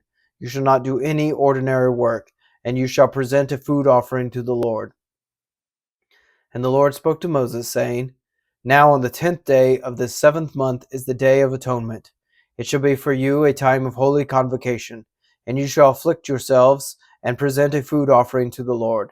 And you shall not do any work on that very day, for it is a day of atonement, to make atonement for you before the Lord your God. For whoever is not afflicted on that very day shall be cut off from his people. And whoever does any work on that very day, that person I will destroy from among his people. You shall not do any work. It is a statute forever throughout your generations in all your dwelling places. It shall be to you a Sabbath of solemn rest, and you shall afflict yourselves. On the 9th day of the month, beginning at evening, from evening to evening shall you keep your Sabbath. And the Lord spoke to Moses, saying, Speak to the people of Israel, saying, On the 15th day of this 7th month, and for 7 days is the feast of booths to the Lord. On the first day shall be a holy convocation. You shall not do any ordinary work. For 7 days you shall present food offerings to the Lord. On the 8th day you shall hold a holy convocation and present a food offering to the Lord. It is a solemn assembly. You shall not do any ordinary work. These are the appointed feasts of the Lord, which you shall proclaim as times of holy convocation, for presenting to the Lord food offerings, burnt offerings and grain offerings, sacrifices and drink offerings, each on its proper day. Besides the Lord's Sabbath, and besides your gifts, and besides all your vow offerings, and besides all your freewill offerings, which you give to the Lord. On the 15th day of the 7th month, when you have gathered in the produce of the land, you shall celebrate the feast of the Lord 7 days. On the first day shall be a solemn rest, and on the 8th day shall be a solemn rest. And you shall take on the first day the fruit of splendid trees, branches of palm trees, and boughs of leafy trees, and willows of the brook, and you shall rejoice before the Lord your God 7 days. You shall celebrate it as a feast to the Lord for 7 days in the year. It is a statute forever throughout your generations. You shall celebrate it in the 7th month. You shall dwell in booths for 7 days. All native Israelites shall dwell in booths, that your generation may know that I made the people of Israel dwell in booths when I brought them out of the land of Egypt. I am the Lord your God. Thus Moses declared to the people of Israel the appointed feasts of the Lord. Chapter 24. The Lord spoke to Moses, saying, Command the people of Israel to bring you pure oil from beaten olives for the lamp, that a light may be kept burning regularly. Outside the veil of the testimony, in the tent of meeting, Aaron shall arrange it from evening to morning before the Lord regularly. It shall be a statute forever throughout your generations. He shall arrange the lamps on the lampstand of pure gold before the Lord regularly. You shall take fine flour and bake 12 loaves from it. 2/10 of an ephah shall be in each loaf, and you shall set them in 2 piles, 6 in a pile, on the table of pure gold before the Lord. And you shall put pure frankincense on each pile, that it may go with the bread as a memorial portion, as a food offering to the Lord. Every Sabbath day Aaron shall arrange it before the Lord regularly. It is from the people of Israel as a covenant forever. And it shall be for Aaron and his sons, and they shall eat it in a holy place, since it is for him a most holy portion out of the Lord's food offerings, a perpetual due. Now an Israelite woman's son, whose father was an Egyptian, went out among the people of Israel. And the Israelite woman's son and a man of Israel fought in the camp. And the Israelite woman's son blasphemed the name and cursed. Then they brought him to Moses. His mother's name was Shelomith, the daughter of Dibri, of the tribe of Dan. And they put him in custody till the will of the Lord should be clear to them. Then the Lord spoke to Moses, saying, Bring out of the camp the one who cursed, and let all who heard him lay their hands on his head, and let all the congregation stone him. And speak to the people of Israel, saying, Whoever curses his God shall bear his sin. Whoever blasphemes the name of the Lord shall surely be put to death. All the congregation shall stone him, the sojourner as well as the native, when he blasphemes the name, shall be put to death. Whoever takes a human life shall surely be put to death. Whoever takes an animal's life shall make it good, life for life. If anyone injures his neighbor as he has done, it shall be done to him. Fracture for fracture, eye for eye, tooth for tooth. Whatever injury he has given a person shall be given to him. Whoever kills an animal shall make it good, and whoever kills a person shall be put to death. You shall have the same rule for the sojourner and for the native, for I am the Lord your God. So Moses spoke to the people of Israel, and they brought out of the camp the one who had cursed, and stoned him with stones. Thus the people of Israel did as the Lord commanded Moses. Chapter 25. The Lord spoke to Moses on Mount Sinai, saying, Speak to the people of Israel, and say to them, When you come into the land that I give you, the land shall keep a Sabbath to the Lord. For 6 years you shall sow your field, and for 6 years you shall prune your vineyard, and gather in its fruits. But in the 7th year there shall be a Sabbath of solemn rest for the land, a Sabbath to the Lord. You shall not sow your field or prune your vineyard. You shall not reap what grows of itself in your harvest, or gather the grapes of your undressed vine. It shall be a year of solemn rest for the land. The Sabbath of the land shall provide food for you, for yourself, and for your male and female slaves, and for your hired worker and the sojourner who lives with you, and for your cattle, and for the wild animals that are in your land.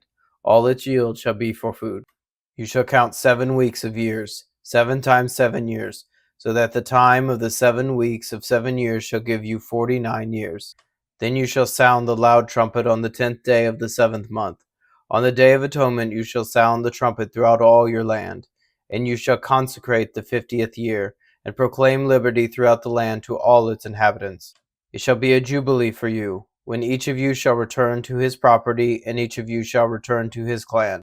That 50th year shall be a jubilee for you. In it you shall neither sow nor reap what grows of itself, nor gather the grapes from the undressed vines, for it is a jubilee. It shall be holy to you. You may eat the produce of the field. In this year of jubilee each of you shall return to his property. And if you make a sale to your neighbor to buy from your neighbor, you shall not wrong one another. You shall pay your neighbor according to the number of years after the jubilee, and he shall sell to you according to the number of years for crops. If the years are many, you shall increase the price, and if the years are few, you shall reduce the price, for it is the number of crops that he is selling to you. You shall not wrong one another, but you shall fear your God, for I am the Lord your God. Therefore you shall do my statutes, and keep my rules, and perform them, and then you will dwell in the land securely. The land will yield its fruit, and you will eat your fill, and dwell in it securely. And if you say, What shall we eat in the 7th year, if we may not sow or gather in our crop? I will command my blessing on you in the 6th year, so that it will produce a crop sufficient for 3 years. When you sow in the 8th year, you will be eating some of the old crop. You shall eat the old until the 9th year, when its crop arrives. The land shall not be sold in perpetuity, for the land is mine. For you are strangers and sojourners with me, and in all the country you possess you shall allow a redemption of the land. If your brother becomes poor and sells part of his property, then his nearest redeemer shall come and redeem what his brother has sold. If a man has no one to redeem it, and then himself becomes prosperous and finds sufficient means to redeem it, let him calculate the years since he sold it, and pay back the balance to the man to whom he sold it, and then return to his property. But if he does not have sufficient means to cover it, then what he sold shall remain in the hand of the buyer until the year of Jubilee. In the Jubilee it shall be released, and he shall return to his property. If a man sells a dwelling house in a walled city, he may redeem it within a year of its sale. For a full year he shall have the right of redemption. If it is not redeemed within a full year, then the house in the walled city shall belong in perpetuity to the buyer throughout his generations. It shall not be released in the Jubilee. But the houses of the villages that have no wall around them shall be classified with the fields of the land. They may be redeemed, and they shall be released in the Jubilee. As for the cities of the Levites may redeem at any time the houses and the cities they possess. And if one of the Levites exercises his right of redemption, then the house that was sold in a city they possess shall be released in the Jubilee. For the houses in the cities of the Levites are their possession among the people of Israel. But the fields of pasture land belonging to their cities may not be sold, for that is their possession forever. If your brother becomes poor and cannot maintain himself with you, you shall support him as though he were a stranger and a sojourner, and he shall live with you. Take no interest from him or profit, but fear your God, that your brother may live beside you. You shall not lend him your money at interest, nor give him your food for profit. I am the Lord your God, who brought you out of the land of Egypt to give you the land of Canaan, and to be your God. If your brother becomes poor beside you and sells himself to you, you shall not make him serve as a slave. He shall be with you as a hired worker and as a sojourner. He shall serve with you until the year of the Jubilee. Then he shall go out from you, he and his children with him, and go back to his own clan and return to the possession of his fathers. For they are my servants, whom I brought out of the land of Egypt. They shall not be sold as slaves. You shall not rule over him ruthlessly, but shall fear your God. As for your male and female slaves whom you may have, you may buy male and female slaves from among the nations that are around you. You may also buy from among the strangers who sojourn with you and their clans that are with you, who have been born in your land, and they may be your property. You may bequeath them from your sons after you to inherit as a possession forever. You may make slaves of them, but over your brothers, the people of Israel, you shall not rule, one over another ruthlessly. If a stranger or sojourner with you becomes rich, and your brother besides him becomes poor, and sells himself to the stranger or sojourner with you, or to a member of the stranger's clan, then after he is sold he may be redeemed. One of his brothers may redeem him, or his uncle or his cousin may redeem him, or a close relative from his clan may redeem him. Or if he grows rich, and he may redeem himself, he shall calculate with his buyer from the year when he sold himself to him until the year of Jubilee, and the price of his sale shall vary with the number of years. The time he has with his owner shall be rated as the time of a hired worker. If there are still many years left, he shall pay proportionately for his redemption some of his sale price. If there remain but a few years until the year of Jubilee, he shall calculate and pay for his redemption in proportion to his years of service. He shall treat him as a worker, hired year by year. He shall not rule ruthlessly over him in your sight. And if he is not redeemed by these means, then he and his children with him shall be released in the year of Jubilee. For it is to me that the people of Israel are servants. They are my servants whom I brought out of the land of Egypt. I am the Lord your God. Chapter 26. You shall not make idols for yourselves or erect an image or pillar, and you shall not set up a figured stone in your land to bow down to it, for I am the Lord your God. You shall keep my Sabbaths and reverence my sanctuary. I am the Lord. If you walk in my statutes and observe my commandments and do them, then I will give you your rains in their season, and the land shall yield its increase, and the trees of the field shall yield their fruit. Your threshing shall last to the time of the grape harvest, and the grape harvest shall last to the time for sowing. And you shall eat your bread to the full, and dwell in your land securely. I will give peace in the land, and you shall lie down, and none shall make you afraid. And I will remove harmful beasts from the land, and the sword shall not go through your land. You shall chase your enemies, and they shall fall before you by the sword. 5 of you shall chase 100, and 100 of you shall chase 10,000, and your enemies shall fall before you by the sword. I will turn to you and make you fruitful, and multiply you, and will confirm my covenant with you. You shall eat old store long kept, and you shall clear out the old to make way for the new. I will make my dwelling among you, and my soul shall not abhor you. And I will walk among you, and will be your God, and you shall be my people. I am the Lord your God, who brought you out of the land of Egypt, that you should not be their slaves. And I have broken the bars of your yoke, and made you walk erect. But if you will not listen to me and will not do all these commandments, if you spurn my statutes, and if your soul abhors my rules, so that you will not do all my commandments, but break my covenant, then I will do this to you. I will visit you with panic, with wasting disease and fever that consume the eyes and make the heart ache. And you shall sow your seed in vain, for your enemies shall eat it. I will set my face against you, and you shall be struck down before your enemies. Those who hate you shall rule over you, and you shall flee when none pursues you. And if in spite of this you will not listen to me, then I will discipline you again sevenfold for your sins. And I will break the pride of your power, and I will make your heavens like iron, and your earth like bronze. And your strength shall be spent in vain, for your land shall not yield its increase, and the trees of the land shall not yield their fruit.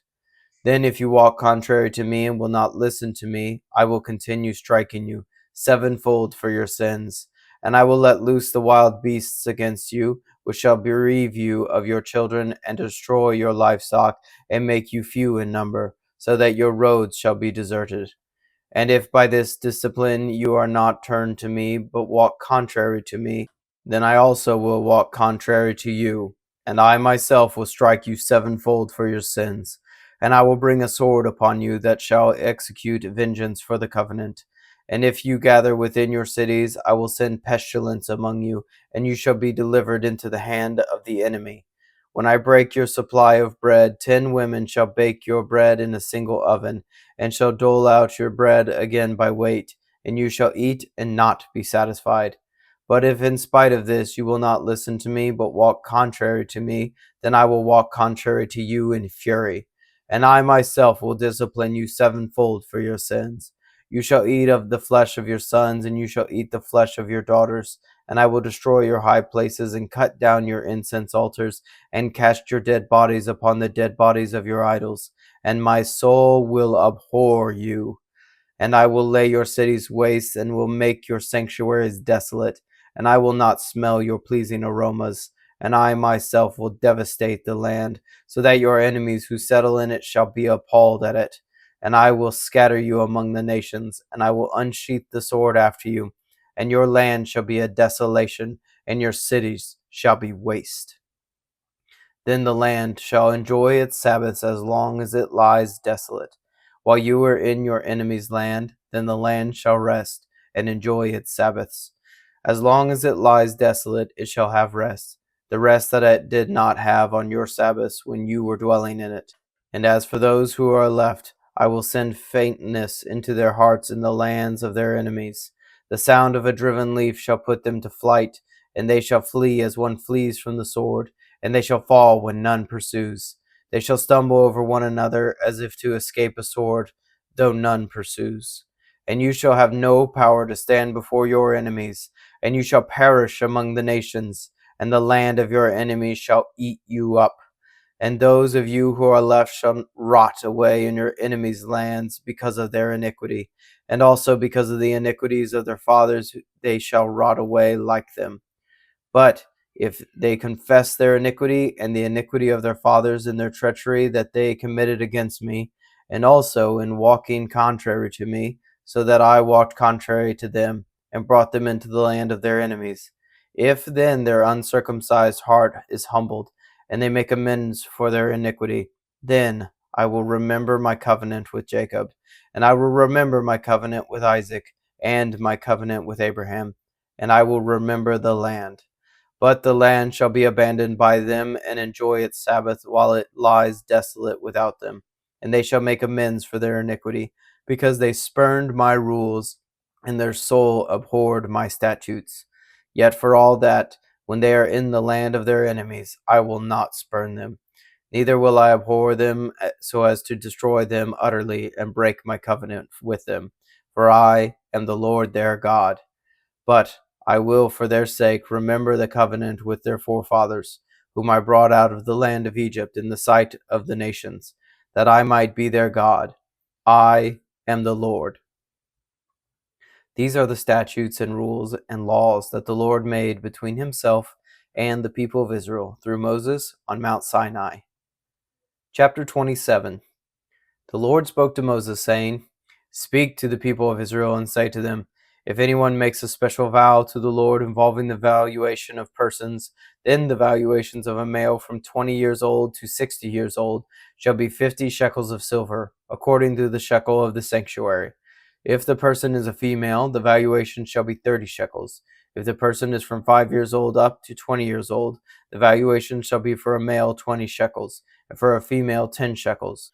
If the person is from a month old up to 5 years old, the valuation shall be for a male 5 shekels of silver, and for a female the valuation shall be 3 shekels of silver. And if the person is 60 years old or over, then the valuation for a male shall be 15 shekels, and for a female 10 shekels. And if anyone is too poor to pay the valuation, then he shall be made to stand before the priest, and the priest shall value him. The priest shall value him according to what the vower can afford. If the vow is an animal that may be offered as an offering to the Lord, all of that he gives to the Lord is holy. He shall not exchange it or make a substitute for it, good for bad or bad for good. And if he does in fact substitute one animal for another, then both it and the substitute shall be holy. And if it is any unclean animal that may not be offered as an offering to the Lord, then he shall stand the animal before the priest, and the priest shall value it as either good or bad. As the priest values it, so it shall be. And if he wishes to redeem it, he shall add a fifth to the valuation.